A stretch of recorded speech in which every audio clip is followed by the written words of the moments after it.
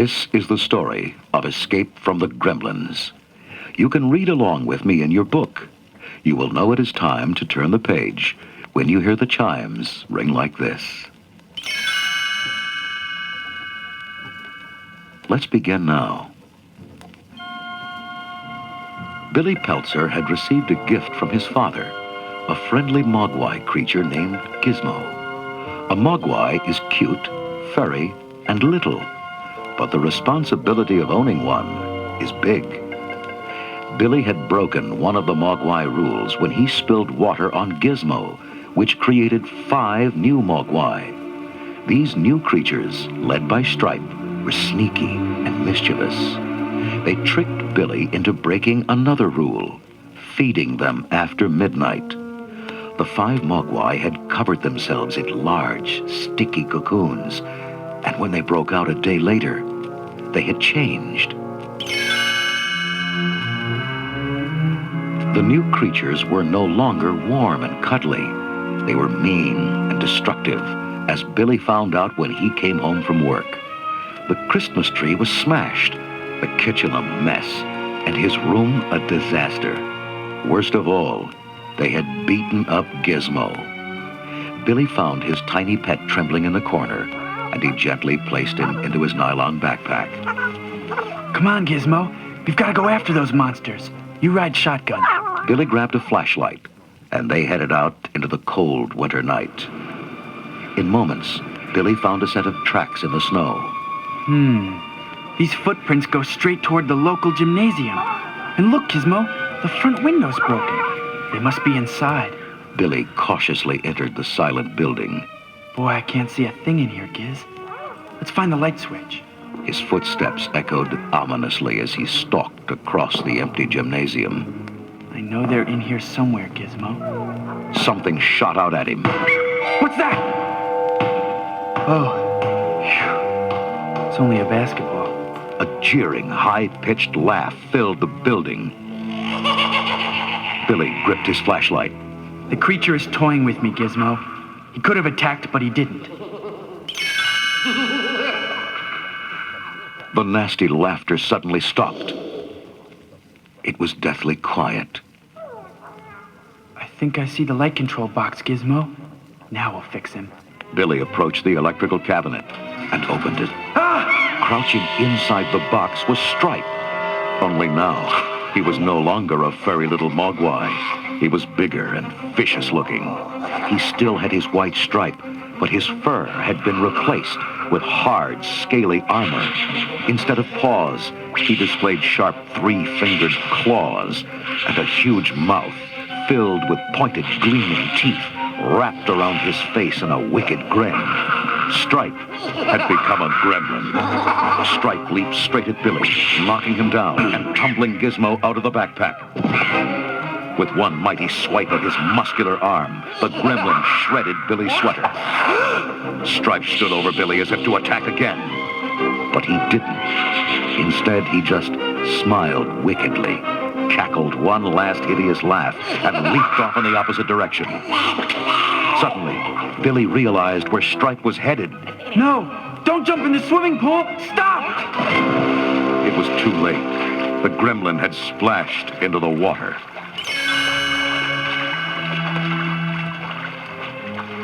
Billy sprang to his feet. This is awful, Gizmo. The water will react with Stripe's skin, and he'll multiply. Soon there'll be thousands of gremlins. Already the water was bubbling with the creation of new creatures. Soon the pool churned and boiled as countless gremlins multiplied faster and faster. Billy picked up Gizmo and raced to the door. We've got to get help, Giz. We won't be able to stop them alone. As Billy stumbled outside, he heard Stripe's familiar gremlin laugh. Only now, it was multiplied by the hundreds. Billy ran all the way to the police station. Quick, the town's in danger. The gym is full of these gremlins. Oh, yeah? Like this one here? A policeman grinned at harmless little Gizmo. He sure looks mighty ferocious to me. No, this is a mogwai. He's friendly. Gremlins are nasty. Billy, go home. We've got no time for pranks. The officer waved Billy aside as he answered his phone. He listened briefly, and then turned to his partner. Freak accident. Seems an animal yanked down all of Mrs. Nager's outdoor Christmas lights. Billy interrupted. That was no accident. It was the Gremlins. Billy was right. The town was being overrun by gremlins. The police switchboard lit up as more and more people called in. This is Mrs. Deagle. I demand you do something about these creatures outside my house. They're scaring my cats and making me upset. The phone rang again. Something's inside the mailbox on the corner. It's throwing out all the letters. Hurry, please. There's a thing swinging on my television antenna, and it's messing up my favorite show. You guys better get down here to Main Street. Somebody's playing with the traffic light, and it's green in all directions. There have been 2 accidents already. The gremlins were running wild all over Kingston Falls. They broke windows, knocked over garbage cans, and destroyed parked cars. They even chased passers-by, stealing articles of clothing and then strutting around proudly with their new coats, hats, and scarves.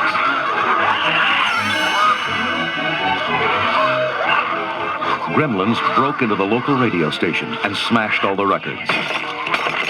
Then they started singing into the announcer's microphone. Soon, radios were playing their creepy songs all over town. Not far away, Mr. Futterman was relaxing at home when he heard his snowplow start up outside. What's going on? Martha, look! My plow is driving by itself. Wait, it's coming this way. Run! The plow crashed right through the Futterman's living room. Thanks to you-know-who. The gremlins didn't like people. They didn't like the town. In fact, the only thing they did like was making trouble. Down the block, gremlins were knocking over snowmen, breaking windows and yanking up shrubs. Billy's friend Pete watched them carry stuff out of a garage and scatter it in the street. Then they climbed onto Pete's roof. Pete leaned out his upstairs window, aimed his slingshot, and fired. A gremlin toppled over backwards. I got him! Pete aimed again. I'll teach you to pull down our decorations. How? Got another one. This one zinged off the roof, fell into a trash can, and rolled down the street. Pete loaded again. Wow, this is more fun than an arcade.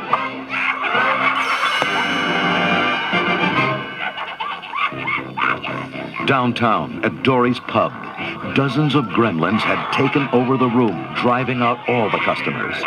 The only person left was Kate, Billy's girlfriend. The gremlins had trapped her inside so she could serve them. They screeched at her for food and drink and threw things at her when she didn't move fast enough. Kate ducked a handful of peanuts. Hold on, I'm working as fast as I can. Ow! What do you want? Stop it!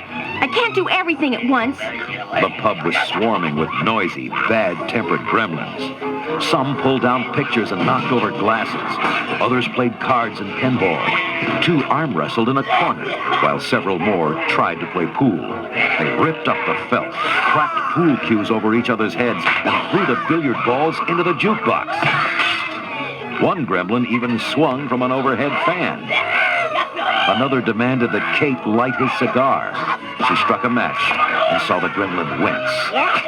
The light must hurt their eyes. That gives me an idea. Kate searched behind the counter. Ah, here's Dory's camera. She pointed the lens at the closest gremlins. Smile, turkeys. The flash bar blazed, and the gremlins howled in pain. They backed away from Kate as she aimed again. Let me through. Move over, you. Take that. Time and again, she blinded the creatures as she headed for the front door. There was only one gremlin left in her way. Back off, Buster. She clicked the camera. Nothing happened. Oh, no. I've used up all the flashes. The angry gremlins quickly surrounded Kate. Now, they would never let her escape. Then, bright light flooded into the pub. The gremlins screamed and covered their eyes. Kate looked outside to see headlights from a parked car shining straight into the pub. A figure climbed out of the driver's seat. Kate, it's me, Billy. Come on. Kate ran outside and jumped into Billy's car. Careful, Kate. You almost sat on Gizmo. Billy turned the key, but the car wouldn't start. What a time for it to act up. Come on, let's make a run for it. The headlights should keep them trapped for a while. Billy grabbed Kate's hand, and they raced down the snowy street. Let's duck into the bank. We'll be safe in there. Kate followed Billy into the deserted building and caught her breath. Oh, Billy, I've never been so scared in my life. Thanks for saving me. She hugged him fondly. What's going on, Billy? What are those creatures? It's a long story, Kate. But the most important thing is we beat them. Gizmo shook his tiny head. Well, little guy, at least we beat them for now. That was the end of Book 3 of Gremlins. Billy, Kate, and Gizmo are safe for now. But Billy's headlights won't hold the Gremlins forever. Find out what happens next in Book 4, Gremlins, Trapped.